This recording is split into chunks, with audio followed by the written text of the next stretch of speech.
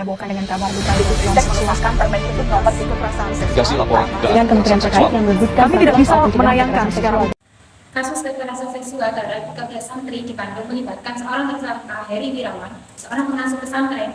Kasus ini terbongkar pada tahun 2021 setelah salah satu korban diketahui hamil. Orang tua korban kemudian melaporkan kejadian tersebut yang memicu penyelidikan lebih lanjut oleh pihak berwenang. Heri Wirawan terbukti melakukan pemerkosaan terhadap 13 santri di bawah umur yang menjadi muridnya di pesantren tersebut. Pada awalnya, Pengadilan Negeri Bandung menjatuhkan hukuman penjara seumur hidup dan mewajibkan Heri Wirawan membayar restitusi kepada pihak korban.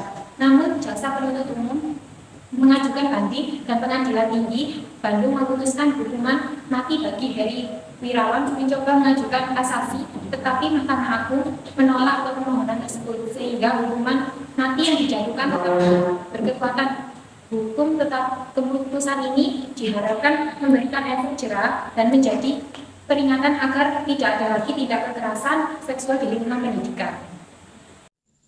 Pelecehan seksual di ruang publik terjadi pada perempuan dan laki-laki di Indonesia. Survei menunjukkan bahwa 78% perempuan dan 29% laki-laki mengalami pelecehan seksual di ruang publik. Pelecehan seksual tidak hanya terjadi di tempat sepi, tapi juga di tempat umum seperti jalan, transportasi, sekolah, dan kampus. Mitos bahwa pelecehan hanya terjadi pada perempuan yang sedang sendiri di tempat sepi berbusana mini tidak benar. Pelecehan seksual dapat terjadi di mana saja, termasuk di tempat yang ramai. Korban pelecehan seksual tidak hanya perempuan, tapi juga laki-laki dan gender minoritas. Pelecehan seksual di ruang publik diidentifikasikan sebagai isu terpenting yang dihadapi perempuan di seluruh dunia. Pelecehan tidak hanya berupa sentuhan fisik, tapi juga berupa kata-kata, tatapan, dan lirikan seksual yang tidak senonoh. Kita harus berhenti menghakimi korban dan lebih fokus pada mencegah dan menghentikan pelecehan. Jadi, sudahi sajalah perbincangan tentang pelecehan seksual.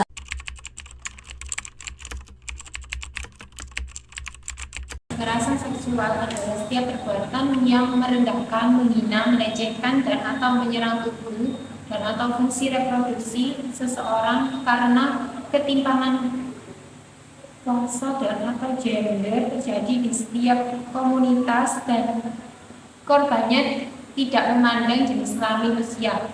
Jenis-jenis kekerasan seksual meliputi perkosa, intimidasi seksual, pelecehan seksual, eksploitasi seksual, dan lain-lain.